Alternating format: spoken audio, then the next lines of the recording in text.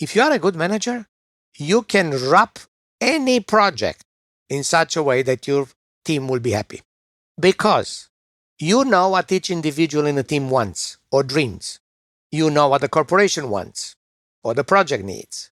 You can wrap each one on the individual tasks or the entire task in such a wrapper that will make employees happy, because this is adding to their knowledge, their experience, their dream, and they will stay. Welcome to the Work for Humans podcast. This is Dart Lindsley.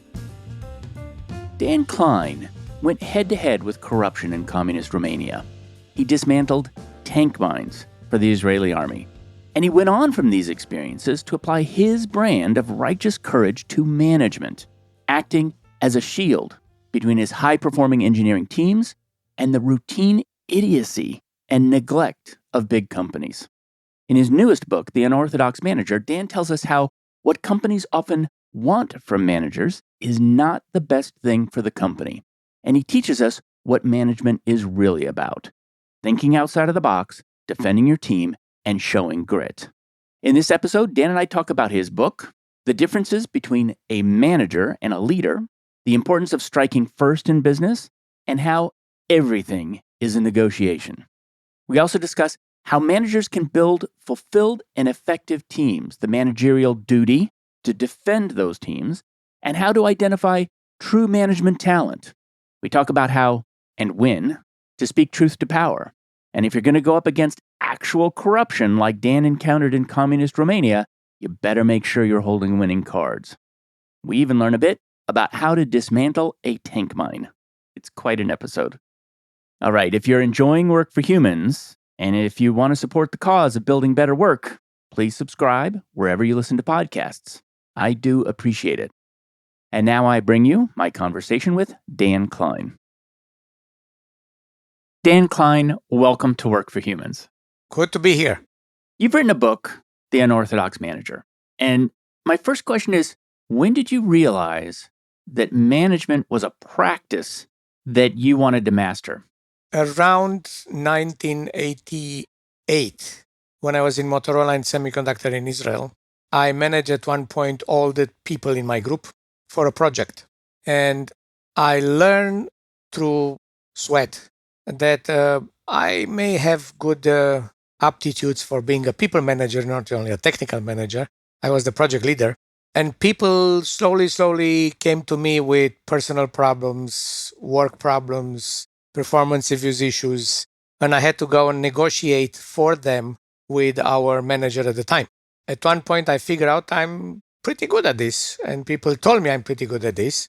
But because I was already planning to leave Israel and move to Canada, I had to take a path of no people responsibilities, so I will not affect the company and the people when I'm leaving. So this was around 1988, 1989. So first of all, I'll tell you how I'm going to circle around for sure. As you know, this show is largely about the experience of work. The role of the manager is incredibly important to that experience. And so your path of mastering of what a manager should be and what the role of a manager should be is this central role that I want to explore. And so the first question I have is, what's the difference between a manager and a leader? I explain in the book, but to tell you a short story that is not in the book, when you have 10 people anywhere in the world in a jungle, and one of them suddenly said, we cannot stay here, we need to do something, and that somebody climbs on a tallest tree, looks around and makes a decision to go one direction, that's the leader. And that leader comes down from the tree, tells everybody what they have to do, gives everybody machetas, and the following 8 people will follow the leader. But there is one very important person that stays behind, the manager. And the job of a manager is to prepare for the leader, for the success of the activity, sharp machetas, food, drinks, clothing, medication, replacement. If somebody falls sick or whatever, the team has to go forward, so has to provide replacement. So you cannot have success, doesn't matter how much leader you are, if you don't have a solid manager behind.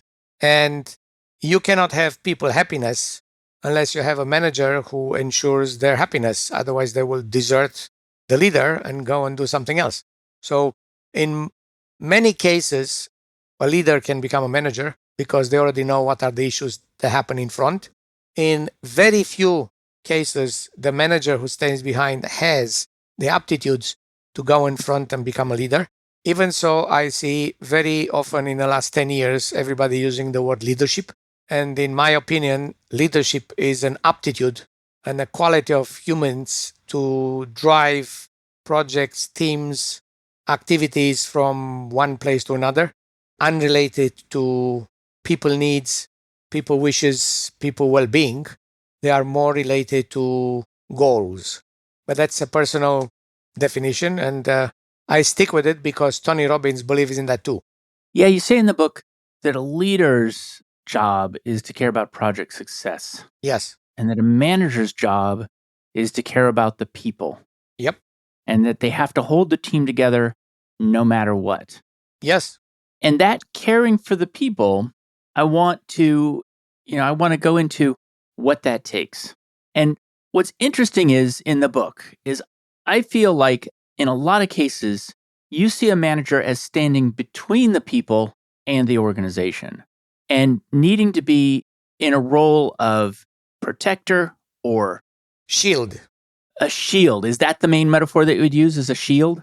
Yes. Why do they need to be shielded? Because people in top think money, dollars, numbers, and managers think about people because they are managing people. So it depends. If you are a good manager, you are capable of transferring or transforming or translating dollars into humans and humans into dollars. What is it that, if you didn't hold that shield up, would come to the team? Well, a lot of bad decisions that are money based, a lot of, let's say, I don't want to say stupid, but let's say half thought initiatives, a lot of rules that may or may not apply because whoever made them based on their local knowledge or influence. And the only time manager is important from the corporation point of view is if the team delivers. Nobody cares if the people are happy. Nobody cares if it's easy to replace them. Nobody cares if it's a big loss, if you lose a superstar. Everybody only cares that your team deliver. So for a corporation, unfortunately, people are engines that have to deliver to the corporate good. For a good manager, people are people. And by taking care of their needs and their growth and everything else, that will result in the money, the project, the success that the company wants. What did you learn from the military about management? Or at least, what did you learn from the military that you took to management? Well, number one thing I learned in Romania in military is that it's good to volunteer for everything once. And because then you learn the rules of the game, you learn the specifics, and sooner or later you will take advantage of the fact that you are the only one who knows. Israeli army was a totally different experience. What I learned that helped me management is not to be afraid of anything. And that's one of the problems that we have with managers. If somebody yells at them, they bend. How did you learn to not be afraid of anything? My expertise in Israeli army, it's minefields. So once you start to play with explosives, you totally change the reference points of somebody yelling at you because you have to work in minefields when somebody's shooting at you. So, somebody yelling at you, it's very, very small, value-wise, fear-wise, resilience-wise. I hear a lot of people talking about learning how to be resilient. You cannot learn how to be resilient unless you experience problems, and your attitude, your aptitude, your personality builds resilience. Let's talk about the fear of managers. Because the manager stands there as a shield between their team and the rest of the company in many cases. Yep. Well, in order to do that, it can come at risk to the manager. What is the risk? Good question. Losing his job, that's it. Or being slapped on your hand for not being team player, that's it. Because something I have seen is that the company wants to pit the manager against their team. Like, in other words, it can say, look, you need to be a team player. You need to, do this thing and make this thing happen. and it can come at the cost of the team. And so how do you deal with that? You negotiate. Say more. Well, the problem is if you are afraid, you just say yes. If you are not afraid and you go, like in any other negotiation, being money, being business, being family, when you enter in a debate and you are afraid, you already lost the debate. But when you enter in a negotiation with management or anybody else, and you know you are right, or you know, well, not necessarily you are right as a person, but you are right because you defend good principles, good ethics, the team, you know you're not alone. You may be alone in front of the bosses, but behind you there is the team. So in reality, your word is not your word, it's the word of the value of the entire team. And once you prove that, and long time ago when I was in Motorola, my boss was a woman, Zaira. And the only manager there was a woman. Everybody was afraid of her. Not because she was yelling or anything else, but because she knew the power of our team. And every time somebody said, I want this, the first answer was no.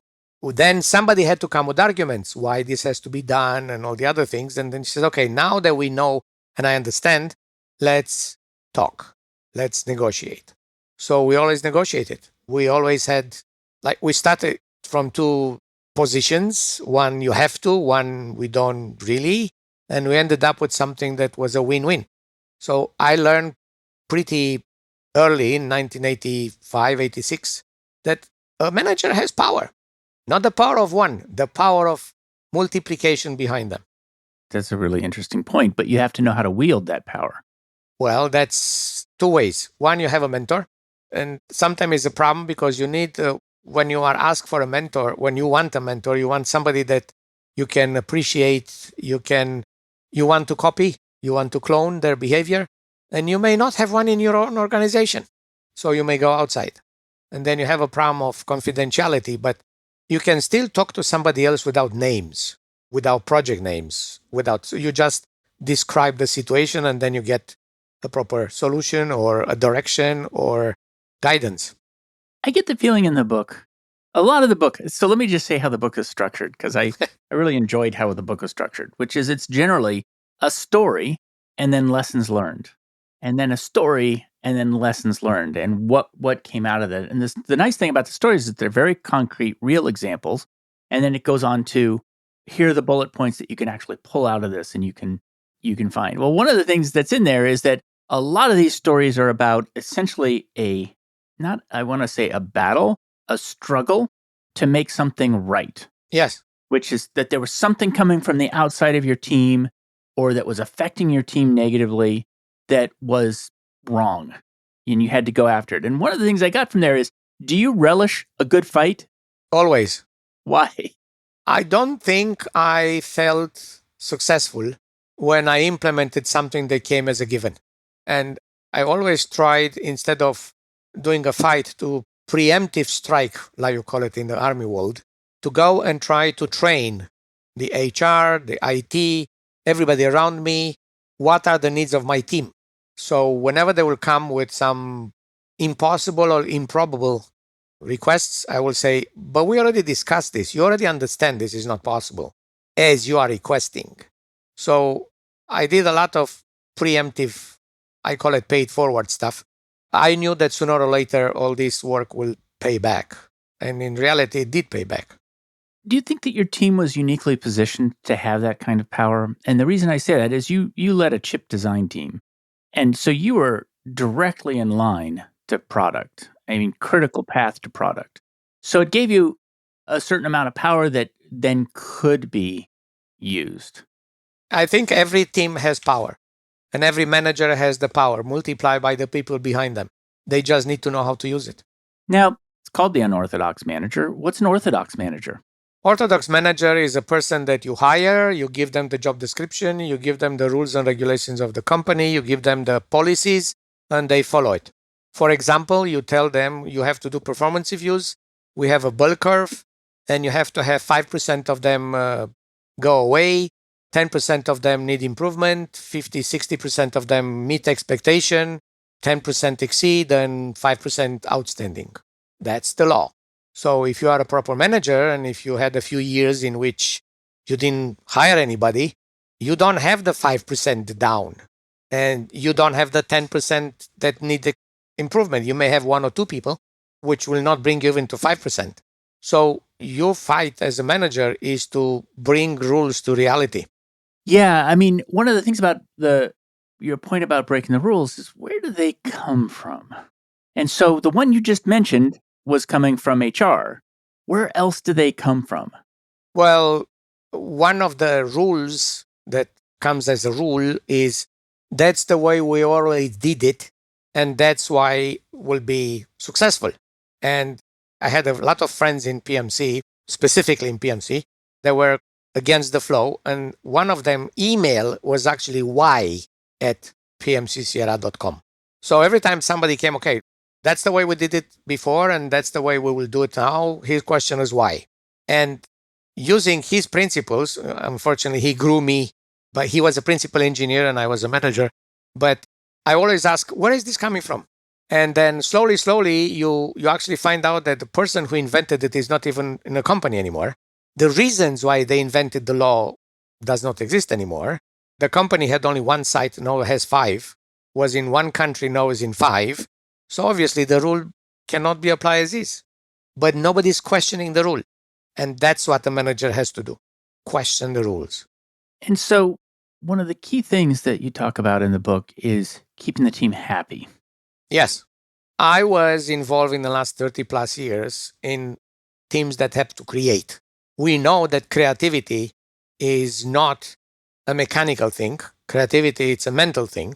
And we know that happy people are more inclined to create better, more than unhappy people. So, like translating money into people and people into money, you translate happiness into performance.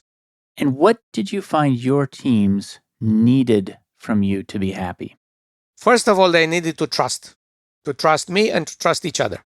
Because if you trust, then you don't lie, you don't hide. You make mistakes, you reveal them the moment you make them because you know somebody will help in the team. The manager will say, okay, well, what can we do to fix it? Rather than, okay, starting tomorrow, you are punished or whatever. The only thing that my people were afraid of were to let anybody else outside my team ping them or pinch them or push them. And they immediately came to me and said, hey, so-and-so is trying to steer us from this target or this task to something else. And then I will step in. And after 1 or 2 years of this, nobody ever tried to step in. So one of the things you say is really understand what makes team members happy. Yes. And each person has a different happiness needs. Some people want more free time. Some people want to work from home. Some people want to come late and stay late. Some are early morning. Some have kids. And they decided that one parent takes the children to school and the other one picks them up. You have to be able to do that. So you have to arrange for everybody again to be happy. How did you learn what was going to make them happy? I talked to them. And they had to trust you enough to tell you. I earned their trust. So the moment the first one screwed up something and was afraid to tell and talk to everybody else, one of the other members of the team who already trusted me came and told me about it. And then I took the person to a room and I pushed until they exploded and they said what the problem is. But I already had by that time a solution for their problem.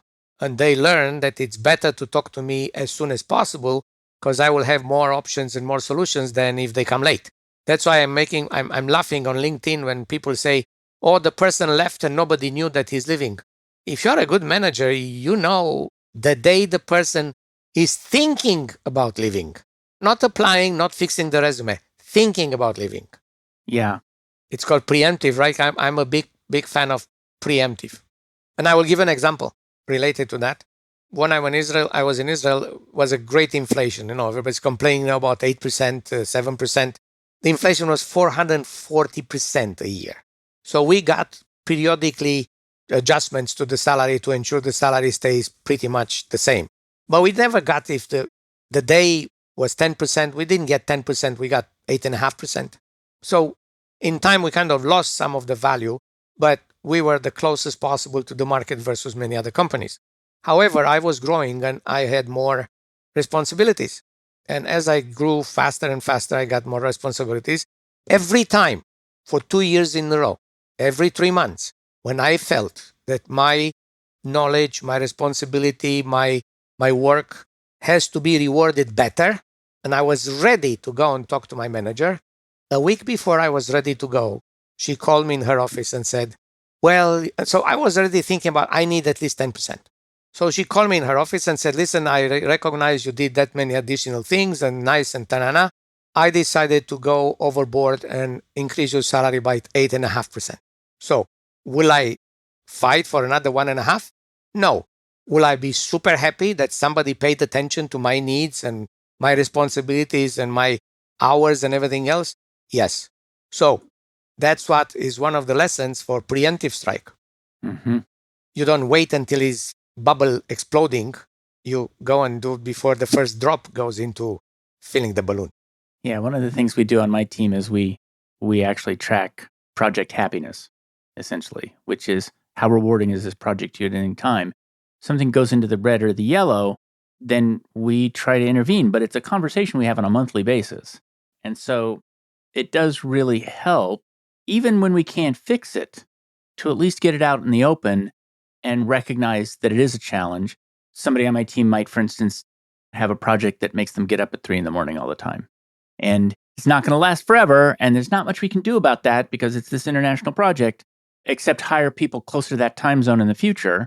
But at least we know it and we can start to mitigate it. And maybe somebody else on the team doesn't mind 3 a.m. You accept it. Yeah. Something has to accept this, but they cannot accept things that are not shared with them, and they cannot accept things that are not agreed upfront. When things got dumped on you, this is when the bubbles start to fill in. That's why I'm going back to the shield. Nothing can be dumped. Yes. And so you told a story about something you learned in university. And so I want to say, what did you learn while you were in university? It's such a different world that you were in university in. Yes, Romania communism. I opened the mouth against somebody very high in a communist party, and I was told by my prof that he cannot pass me the exam, doesn't matter how much I know, because he cares about his position. He was right to care about his position because the party didn't care if you have 20 years or you are he was actually number 3 specialist in Europe at the time in Basel Electrotechnics, which was the basic physical phenomena in electrotechnics, but didn't help him because if somebody in the party will say, you are out, he's out. Right. I had to take it as it is. But in my view today, this was a kick in the butt that was very useful because this energized me to go and try and do something else. Yeah, and one of the lessons you learned out of it was essentially don't fight for lost causes. In other words, don't fight when you can't win. Know when you can win. Fight those fights. Yes. Pick your battles. My mom always said, pick your battles. It's also interesting that you said that your university friends disappeared. Yes. The day I was, well, because I got a black dot on my record, right? He's against the party. This is a communist country. And so it wasn't just that the faculty couldn't be with you. Your own friends had to stay away. Well, the faculty had to defend their jobs. The friends didn't have to defend anything. But why bother to have troubles if you can eliminate the troubles? So they just did it. How much did you have to say to get into that situation? I don't know if your people who will watch the movie will actually understand, but in Romania at the time, each university was receiving every month $2,000 to buy subscription to magazines from external world to learn what the world talks about. And because we were in Brașov, we had about 10,000 students. We had $2,000 a month. We were supposed to buy Economie Politique, a Fortune magazine, Time magazine, so we can learn what the capitalist rotten world does and try to defend through Romanian propaganda. And I came to the stage and I said, I'm sorry, I would like to do that, but somebody up there is stealing our money because we did not get this $2,000, that's $24,000 a year. We did not get this money for the last 2 years. So where is the money? So unfortunately, the guys told me, what is this your problem? Well, I cannot be a very well-prepared propaganda person if I have no idea what the hell the world is doing outside. We know where the money was. They use them to go in external trips and spend the money. And it's not for. But the point I was trying to make is I was the vice president of political studies from students' point of view in the council, and I had no material. How can I talk? This is before internet. This is 1970, 1979. There is no internet. There is no email. There is no web. So the only way you can learn something is press, right? So the press was cut. And that because it was public and was recorded, and one of the 5 vice presidents of the Communist Party for Young Generation was there, and obviously he's one of the ones who took the money, not to put in the pocket because you can't, but to enjoy trips and whatever, was public. So I was punished. It's fascinating. First of all, I thought that story might go to saying something that was politically incorrect. In other words, saying something that was not aligned with the Communist Party, but it was not. It was something that had to do with corruption. And you pointed up the chain and said, hey, you're corrupt. What is my money? and where's my money? Yeah, okay. So, yeah, I can see how that could make people unhappy. I can totally see that. But it's also interesting that there was enough power in the hierarchy that was at the top that it had to threaten everybody below, effectively, to make it so that people wouldn't speak out. Pretty much. I was young and I want to say a dreamer, but I thought if I'm right and I have the facts, I will win.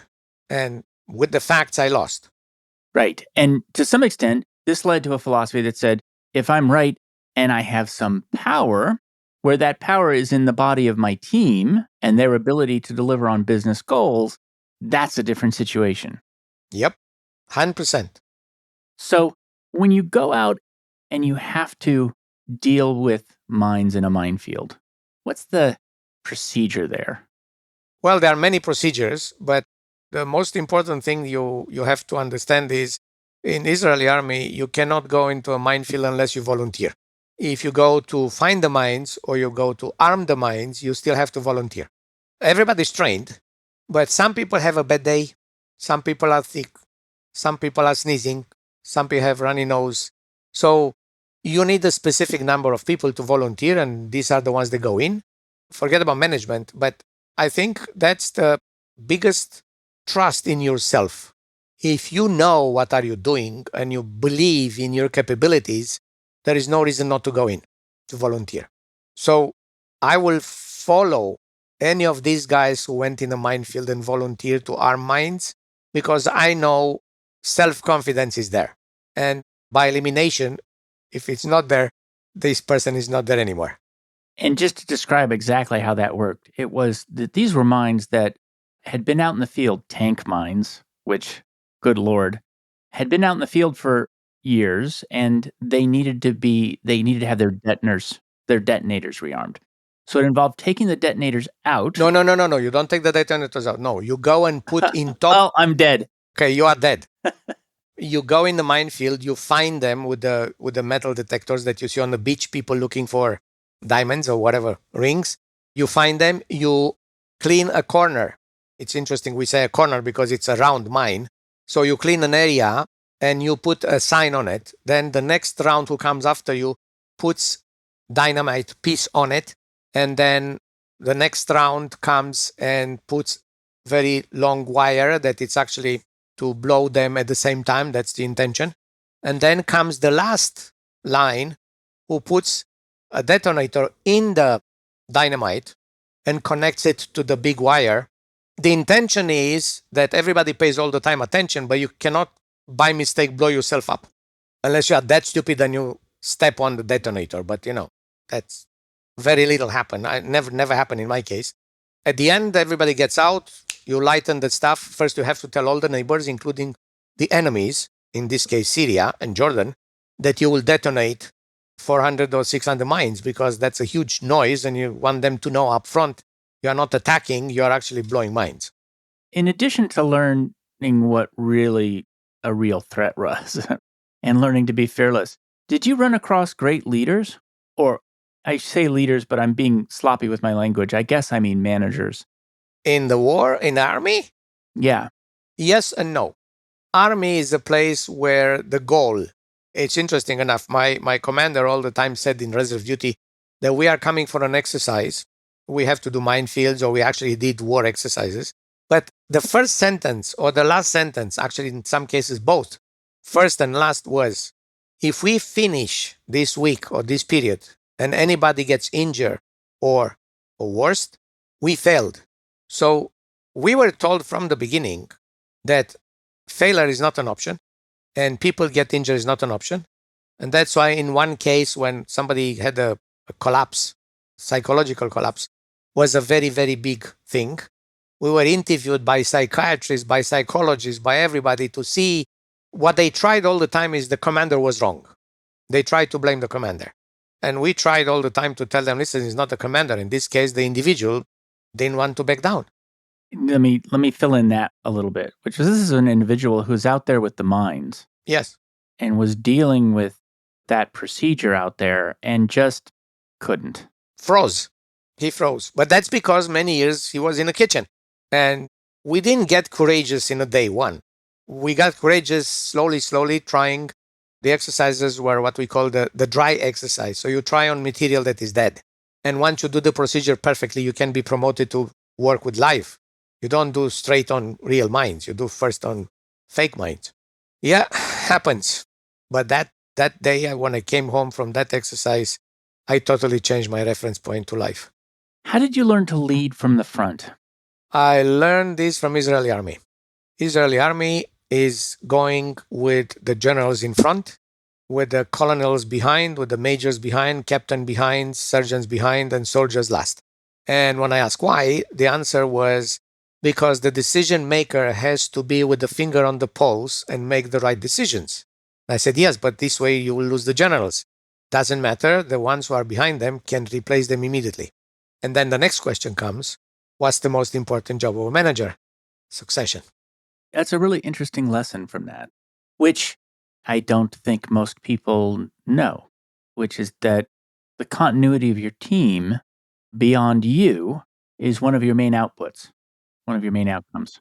I think it's the first responsibility. If a manager says in front of you anywhere in the world, I love my team, I want my team to be successful, the first question you should ask, who's your successor? Mm-hmm. And if they say, well, I didn't have time to decide or to mentor one, your answer should be, you are lying. Yeah. This is represented very easily when you fly. They tell you in case of oxygen deprivation, you put the mask first on you, then on somebody who depends on you. Well, in this case, you take care of the team before you take care of yourself, because your power is the team power, not your power. And what is the role of expertise in a manager? And I guess it's a dual role, which is one role is, does that tie into leading from the front, which is you're the kind of person who knows the job and you're able to do it and people know you do. Yes, but remember, you are talking about leadership, not about management. So yes, you have to be in front when you are a leader and you have to drive people to a target. And in some cases, good leaders become good managers, but in most cases they don't. And that's one of the biggest mistakes I see in the world in general. People who are very good at their job, they are promoted to senior, to staff level, to team lead, and then managers. But they didn't get there because they were good in management. They got there because they were good in technology. So you make out of a very good technology person, a bad technology person and a bad manager. And everybody suffers. Yeah. And you make out of an unhappy engineer an unhappy manager. And then a lot of unhappy subordinates. And then a lot of unhappy subordinates. Well, which is interesting because a lot of companies that I've worked for, everybody starts off as an engineer. Yes. But I'm not sure how you identify which ones are actually qualified to move to management. You give them trial and error things. You make them to manage two people and you see how they do. You see if this makes them happy. You see if the people are happy. You see if the results of a team of 3 is the output of 4. If the 3-team result is 2, that's not a good manager.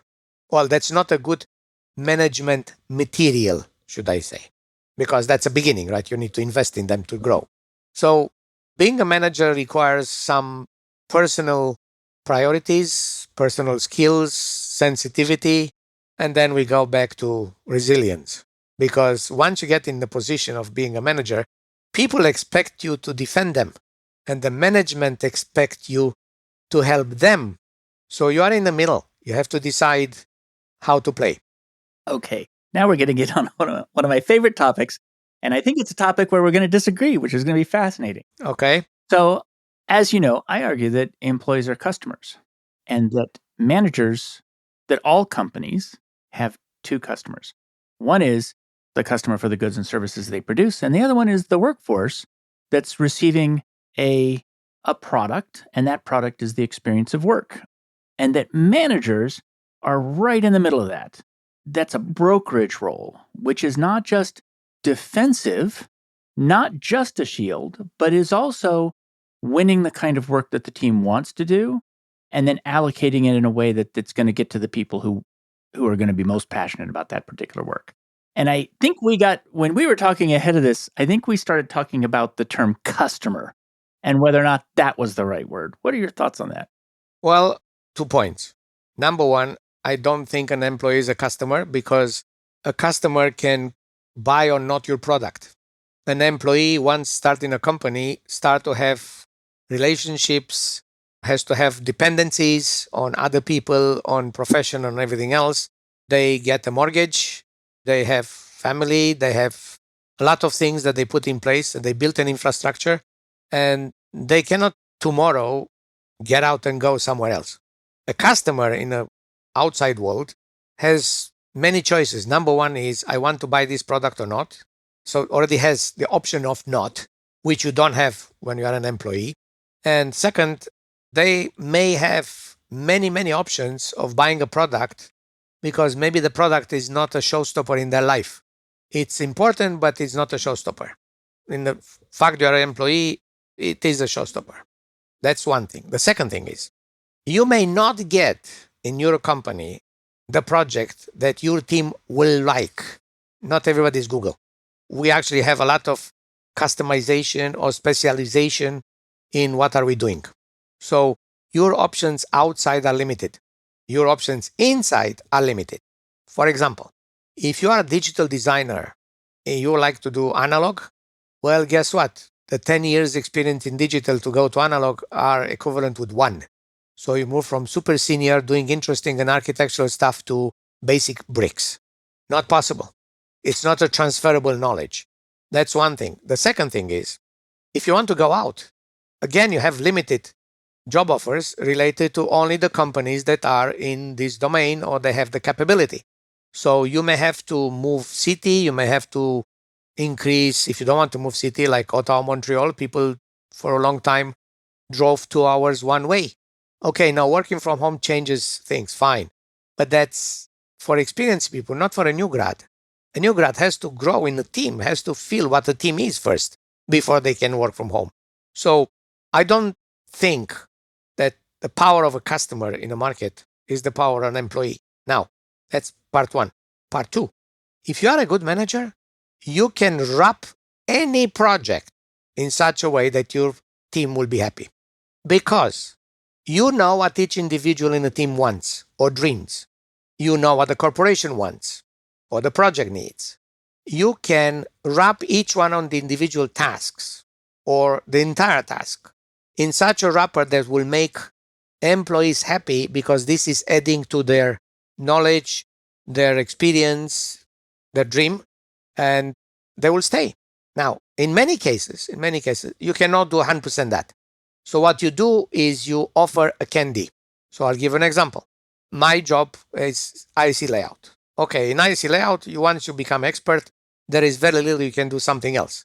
You can go and do design, you can go and do support, but it takes a lot of effort and relearning. You have to learn additional things, and for a while you will go from the top of the command to the bottom because you know little in that other domain. However, in which job, and in this case in layout, you have down periods. And your dream when you work is to make your work smarter, more efficient, more intelligent. So you want automation. So we invented the system that anytime somebody needs something, they open tickets, like in IT, whatever. But instead of being tickets of fixing things, there are a lot of tickets of improving things. At one point, they may be only just an idea. But now I have somebody with downtime. And I say, would you like to spend 1 month trying to do automation by doing this? Well, this person comes with fresh experience, different point of view, takes the idea and makes it a product. Who benefits? Everybody in the team. Who's super happy that everybody in the team is using their effort? The person who did it. So, to give an example, we decided every year that we will have one primary expert on each tool, each software, and one secondary person on each tool. And the first year, I had troubles to fill the positions because, well, why should I bother learning additional things? I'm happy the way I am and everything else. But 1 year later, the ones who were the primary were freed from being the primary. The secondary became primary, and then we looked for people to be the new secondary. What this allowed people is to get deeper into knowledge of the specific software, to gain team recognition because everybody for that problem goes only to that person, and to gain recognition from the top because, hey, this team is running like no other team ever. So going back to the power to fight for projects I want. Well, sometimes I cannot do that. But can I model the project in the way my team can feel good?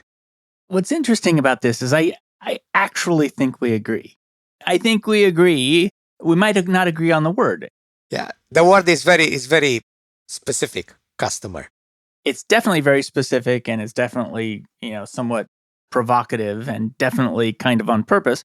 But there's a couple of different things in there. First of all, you are crafting an experience for the people on your team.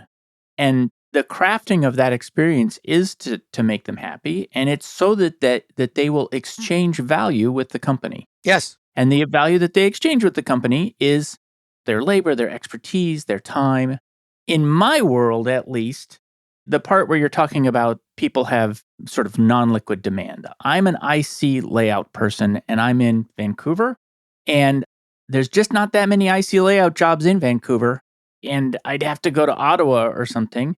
And so there's a fairly non-liquid demand there. In my world, you're a software engineer, and there's absolutely no shortage of opportunities. Opportunities, yes. In part because you can work remote, and so the increasing amount of remote work makes it even more likely that somebody can move from one role to another. So in my world, we have very liquid demand in terms of response to the quality of the experience. We cannot take my experience or your experience as globally or generally acceptable because we have so many industries and so many types of products. If people work on CNC machines, they know very little about software. They just punch the buttons and the machine does the work. And their work is just to take the stuff in and take the stuff out. But if somebody wants to keep them and they have the ability and you help them to build their own programs for the CNC machine, then they have skills, then they have respect, then everybody else is using it. So my point to you is everywhere you are, you can improve the things that are there. You can improve the happiness of employees, independent if you are a software engineer or anything else. I agree. And a part of what you're saying, and I think this is something that I don't think about enough, which is that there is work inside the team that can be assembled. So even if the work that comes from outside of the team is not in your control or not entirely in your control, there is work inside the team that needs to get done that can be a part of the work experience and that can be crafted. You can give to everybody what they can do and what they enjoy doing within the same project. Within the same project. Yeah, that makes a lot of sense to me. You have a section on all employees treated fairly. What was interesting about that is you extended that. You said, as a manager, your job is to ensure that all employees are treated fairly, not only the ones reporting to you. Yes. How did you learn that? Well, we don't live on isolation. And my team had to receive inputs from circuit design and had to output to manufacturing and needed software help, like computer-aided design help. And we had digital that we had to interface with them, and we had chip level, we had to interface with them. So you have to ensure that everybody that interfaces with your team is happy. And you'll say, why do you care? Well, because if they are unhappy, they will make your team unhappy. Unhappiness is something that is very easily outsourced over the fence. I encountered this many times. However, my biggest problem was when I had somebody who was a superstar that was unhappy because somebody above them was a poor manager. And this is when I interfered in many cases. And in many cases, they don't know even today that I interfered. How did you interfere? Well, I found a way to use their spark somewhere else, where they're now going to your point of how can we choose projects that will make us happy. I knew what these individuals what will make them happy, and I tried to go and chase an opportunity to go in a different group, in a different project that will make them happy. And they were happy. And then I got the super support from them. I'll tell you what is actually a theme throughout everything that you've written, I think, is duty. To your team, yes. Yes, that a manager has a duty to the team. Yes. And honestly, if you had a set of guiding principles, it would be sort of a description of what those duties are, and then ways to actually live up to your duty. And one of them is no team member left behind. Yes. What does that mean? That means that you spend a lot of time, especially in my domain, to train the people you have. Some fresh from school or some that come with experience from somewhere else, and you need to retrain, you need to retool, you need to do a lot of stuff. People coming from other countries, different cultures, different religions, you have to integrate them in the team. My point is that once I invested that much work and energy, I want this person to stay because they are important to me. So if somebody was sick due to legalities I was not told, and then suddenly asked a question and I found out that they were not properly taken care of, I stepped in and I shaked insurance companies and I shaked the human resources and the person, thank you very much. The story happened around 2000, maybe 8 or 9. I can report the person, all the people I dealt with are back to work, thriving and everything else, and everything is forgotten. So that's one thing. So you don't let people fall off the cracks unless they cannot keep up. And because our job and our profession became more and more complicated, some people got limited by their own capabilities. And listen, one of the important things that people don't think much about is being a manager doesn't mean only being good. It means being strict when you have to be and being bad when you have to be. I don't want to say, maybe the word is not bad, but to be objective. And if somebody cannot deal with the situation, help them to go away. Help them to go and do something else.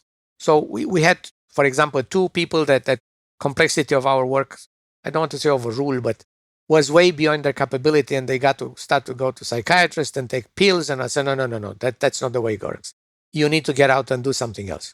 So I personally helped them to make decisions to go and do something else. One is now a teacher in a college, not the stress of nights unseen, whatever. And the other one is an electrician. So yes, he could deal with all the electrician needs, but not a chip designer. Yeah.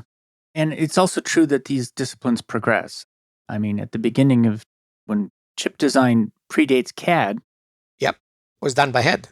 It's done by hand. Yes. Yeah. And I knew people whose job was to be a checker. And that job essentially went away. There are a lot of jobs that went away, yes. Yeah. And so helping people who are not able to make those transitions. Well, reduce suffering. Going back to the same thing. If somebody suffers, is not happy. And they drag everybody else. Yeah. And it expands the duty of a manager. And it's interesting because there was a discussion I was in recently where the argument was, is it a manager's job to protect their team? Yes. Everything related to a team, it's a manager job. But it's interesting. It's not protect them from hard work. It's not protect them from working a long day necessarily. A manager is not a union. Right. But it is protecting them from harm. Yes, from any harm. I think that's right. And I think that this discussion I was in, the dispute was about how broad the protection was, not whether or not protection was. How much you feel comfortable. It's a matter of comfortable. Depends how comfortable you are. And I think we got to this politically correctness to the level that we are afraid to ask tough questions, and people suffer because of that. Let me ask some questions about the job, about the managers themselves. So if I was designing a job for you, a work environment for you as a manager, what would that look like? The ideal work environment for you as a manager? Equal responsibility and authority. Equal across managers, you mean? No, to the manager, specific manager that you give them the job. I'll give an example. You have 20 people. You have their salaries. You are responsible for their well-being. You have the bonuses. You have the budgets. You have unforeseen budgets. We call them contingency, right? And you decide whatever is required for this team to perform the best they can. And that's it. Nobody from outside can step in. Nobody from outside can take people, denigrate people, attack your people. If they make them happy, sure. But I'll give an example. In one case, one of the managers in PMC tried to steal a person from me. And we were under the same VP. So he convinced the person that in his group will be better and everything else. Why? Because for the last year, he was not capable to hire anybody. And we as a team had the record of hiring the fastest in the company. So he said, well, so what if I steal somebody from him? He will refill it immediately. Well, that's not ethical. So we went to the VP and we had a big debate and everything else. And the VP said, listen, you have to help him. He's not capable. I said, good, change him. That's not my job that he's incapable. It's your job because you promoted him. So yes, the lady left to go to this guy. And guess what? She's not anymore in the profession. She's now working in BC Hydro. So we really lost all this investment in knowledge and learning and everything else because unethical behavior. You see, if you would have talked to me first, and I will talk to the person and say, listen, there is this opportunity. Are you interested? Then I will tell the person to talk to the other manager. But no, he went behind my back. Actually, it happened a few times that he needed help and I said no. And he said, so you are still keeping scores? I said, oh no, I didn't pay yet. It will take you a lifetime to pay back. That leads to the question of what is a manager's duty to other managers? Well, first of all, it depends on sites. And that's why I don't like so much working from home stuff. And I believe more in people working from office, maybe not 100%, but the hybrid is the best solution. And the reason is, if you have people distributed in many countries in the world, many cities in the world, you don't know how your employees are behaving in a daily basis, on a weekly basis, whatever. You just get reports or you talk to them whenever you have a meeting. Just to give an example, we had only one sales guy in Ottawa, only one. And he reported to worldwide sales GM/VP Big Shark. Never met him. And this guy started to come late, answer kind of half answers. So I figured out he's unhappy. And I said, okay, let's go for lunch. So we went for lunch. And he explained to me why he's unhappy. Nobody cares about his performance. Nobody's giving a good word or whatever. Fine. So I picked up the phone because we had all the names of everybody in an orchard. And I called his boss. And I said, I'm so-and-so and I need to talk to you. He felt offended. He called my boss and say, who is this guy to call me? What does he want from me? Well, I don't know. Maybe you should talk to him. So he talked to me and I explained to him the situation. I said, listen, you have two choices. You listen to me and you do something, or you do nothing and you lose the guy. As simple as that. We closed the office in Ottawa in 2006. The guy still works for Microchip. So then after talking to him, and he was very happy the following week, and how the VP saw his results and listens to his stories. And then he thanked my VP for how diligent I did my work. I didn't do it for him. I did it for a specific individual and for our site, because I wanted our site to do good. Not my job, right? Well, it is my job. Mm-hmm. You cannot be in all the sites you have people. You need somebody to be the boots on the ground. So in every location, I had one or two friends, not from my group, that will give me the pulse. It's a good idea. You can call it spies, but listen, in my world, if it's for the good, it's permitted. You can call it spies. You can call it just listening posts. Yeah, I never used this one, but that's good. Listening post. Yeah. I mean, because you need the signal or you can't figure it out. I mean, it's always hard. I always want to ask my own team, are other members on my team happy? And I can't really do that. You go and walk every day and have with everybody every day a 5-minute chat. You test the pulse. Absolutely. For example, when I was in PMC, every time I came to work, I was whistling. I whistle the lady who sells violets from Charlie Chaplin movie, Buonasera, Senorita. And one day, after many, many years, I came to work and I did not whistle. The moment I arrived in my cube, the entire team was around me in the cube. What's wrong? So you understand what I'm talking about. Yeah, absolutely. You cannot do this when people are at home. I'm sorry. Yeah, it's interesting. I've worked long enough to have lived through many generations of video technology. And I've always had distributed teams, and I've always had teams that were global. And I remember the first time that video technology got to the point.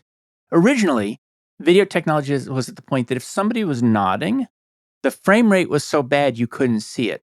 Okay, I didn't start then. I started with Skype in 2000. Yeah, and so even whole head gestures you couldn't see. I remember the first time, though, I was talking to somebody and their tone was perfectly fine, but I saw a tear. And that was revolutionary to me, which was that now I could get an understanding of somebody. It's not the same as seeing them walk into the office, but much, much better understanding. Well, it's better than sound only. Certainly better than sound only. I wouldn't have picked it up at all. Body language is important, yes. Now, one of the things, and I do relate this back to the military. I know that's not all of your story, but it seems to me that you have been in a role that I would call a sergeant role. In which army? The U.S. Army. I was not in U.S. Army. I know, but what I mean is line manager, which is you're close to the troops, you're with the troops. You're not the colonel who's in the tent who's talking about what should happen. You're right there, you're a line manager. Did you ever aspire to being the colonel? I actually, after 10 years of being in PMC, I had 3 team leads. Actually, I had 4, but one was just the beginning. And I tried to figure out how can I promote them. But you cannot promote them. They were already team leads. And I was the only one above them. So I had a meeting with them, a Skype, and we agreed, what can we do? The India guy agreed that he has too much to learn, so he cannot be promoted. But he would like a mentor. I had a guy in Allentown, Pennsylvania, who had more experience in layout than me. So I started in 1984, he started in 1976. And he said, I would like to try my fingers on mentoring India. I had a guy in Montreal who said, I'm interested in technology. Can I be technology advisor? And the guy in Vancouver said, I'm interested in management. Okay, so now I had like a skeleton, something I can work with. So I went to my boss and I said, you need to promote me. And the boss said, what? I said, yeah, I'm 10 years in the same position. I deliver everything you wanted. My attrition level is 0. So what else do you want from me? And he said, well, I cannot promote you like this. So he sent me for 2 years to a lot of management training courses. In some of them, I was good enough to be the teacher. But I don't think he had an answer. And then after that, I went to his boss and I said, what do you want me to do to get promoted? And he said, you cannot become from manager director unless you spread your wings into another job function that you do not cover today. Otherwise, there is not a stretch. So I had to do this, and then I became a director. I hate it, but that's a different story. The guy who wanted to be a manager became the manager. The technology advisor became technology advisor, and the guy in Allentown took over India. So yes, I was promoted. And I hate it from day one, and human resources told me, you may hate what you want, because I got to the point that I could not defend my team. And I got to the point that I was given spreadsheets, and you have to fit numbers, and you have to fit people in numbers, and numbers in people, and you were given orders. You had no power anymore. You became somebody on the other side of the shield. Yes, pretty much, which was not my life goal. Right. So I left when the time was right. Yeah, that makes a lot of sense to me. Sometimes you say that it's important to go against orders from above. What are the situations when that's necessary? When the orders from above are against your team's success. Because the ones who give orders are not the ones that will take you to court if you don't deliver with the team. In every big company, I'll give an example. Human resources in every company decides when the performance reviews have to be done. And then they come and chase you. Oh, you didn't finish? I said, I had 32 people. What do you want? No, you finish only 8. I said, yeah, because they finished the project, but the other ones are still working day and night and weekends to finish the project. And the HR said, we don't care. We want performance reviews to be closed by this date. I said, okay, it won't happen. So they put their VP with my VP with me in the meeting, and they explain again that they need this by a specific date. And I told my VP, my VP said, okay, what do you think? And I said, you have a choice. Do I spend the time to make HR happy, or I spend the time to deliver the product when I promised? Because this piece that HR wants was not part of my schedule. Now, if we will sell HR policies or HR happiness, I will give to this priority. But as I know, we are a product company. So we are selling products. If I'm not finishing in time, we don't sell in time. We lose market. You need to do cuts. And HR is the first department that is overhead. So it should be in the interest of HR to let me do the job the way I can to finish first the product, and then I promise to do the job. Do you think I had this discussion anymore after that? Never. And I was probably one of very few departments that was allowed to be late with performance reviews. They didn't make it a blanket for everybody else. No. What would a great HR department look like? First of all, HR needs to know all the rules and regulations, have to know all the laws, have the ability to understand people, have the ability to sell to managers and people rules, regulations, and everything else they produce. They have to be kind of a shield again between the manager needs and the corporate policies. So they have to make the policies to enable people to be happy, to enable managers to deliver, to help productivity, to help employee happiness. And for that is the job of each manager to work with HR and educate them. And I will give an example. I built, based on a DAC training course, I saw a DAC. I built a training course called Introduction to Chip Design and EDA for non-technical people. And I went to HR. I built a pilot first. HR, IT, finance, stocks, salaries, everybody was not engineer in PMC. And obviously, as a pilot, they put all the team leads and managers. And I explained to them what the company does and how we work and what's the difference between word processing and chip design. We were at microns at the time, not nanometers, but doesn't matter. So purchasing department manager said, okay, now I understand why when this guy comes to me and wants a software is $1 million, and this manager wants an office for his machine is $600. Now I understand the difference. People from stocks that dealt with giving RESPs and all the stocks they give to companies, to the people, said, now I can go home and explain to my family what is actually my company doing, because for 10 years I work here. And everybody says, so what is your company doing? I don't know. Chips. But now I know what chips are. I know how they function. I know what they fit. IT came. Now I understand why this guy in this group requires 1 gigabit tunnel when this guy is okay with 100 megabytes. So to everybody was a lightening, like was an enlightenment. Why do we need what we need? And HR, that's the biggest thing because you ask about HR. I told HR, listen, everybody, including you, are hiring people that follow procedures. We get process limitations, let's say 10 gigahertz speed of a process. And I want to hire people that will design a 20 gigahertz speed chip. Do I hire people that follow procedures or I hire people that break procedures? Well, they said, yeah, well, the break, but they are more difficult to manage. That's my problem, not yours as HR. You have to help me find the talent who breaks the rules. Yes, they will be much more difficult to manage, much more difficult to be happy, but they will create things that do not exist today because that's what we do as a company. So, doing this training, I built a lot of friends in human resources and everywhere else because no other managers went to human resources to ask things and they understood why are they asking what are they asking. That's a really good point. And I mean, a part of it is it's great to have friends there who understand your problem space. Bringing other people into your problem space and getting alignment on that is one of the most powerful things that you can do. Yep. But then listen, it's not a them and us. It's them with us. For example, I know that we are very good in technology. I can interview anybody for technology. When I did people skills, like soft skills, I gave HR veto power. And I told them, you are trained to see in people specific things that I cannot see. I want you to tell me when because I'm get excited. Somebody knows the stuff. Oh, whoa, I want this guy. He knows, he knows, he knows.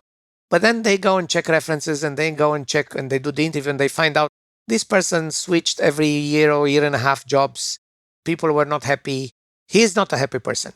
Well, okay, he's very good, but I don't want to screw up my team by bringing a bad apple in it. So, yes, they have their role. Yeah. I end every call with a couple of questions. Okay. The first question is, what job do you hire your job to do for you? Happy and success. And what do both of those mean to you?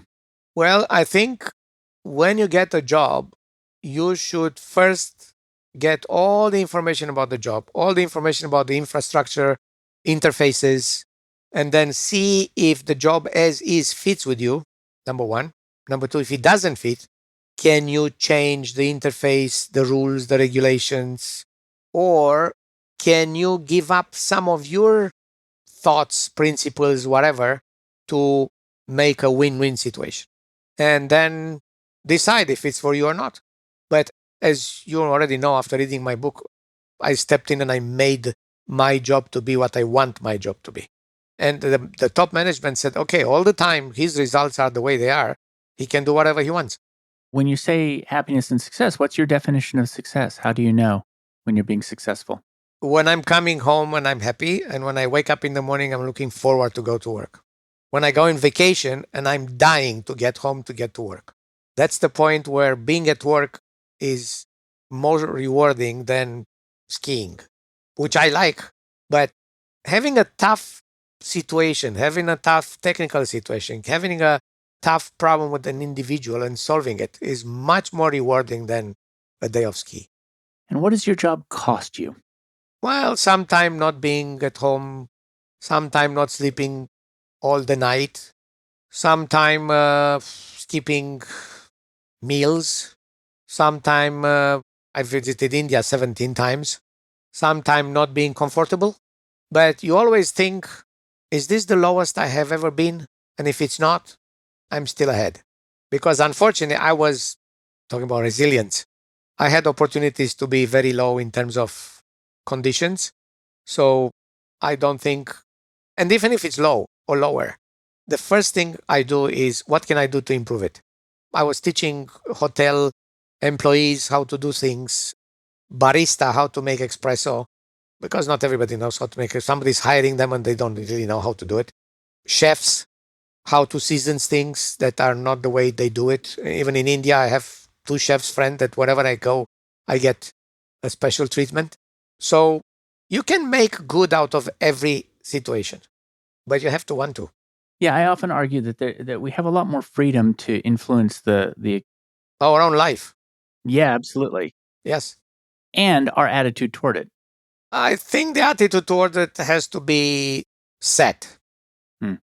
Doesn't matter what, will succeed or will do something or will change something. Listen, even a small nudge in a tough situation should give you pleasure.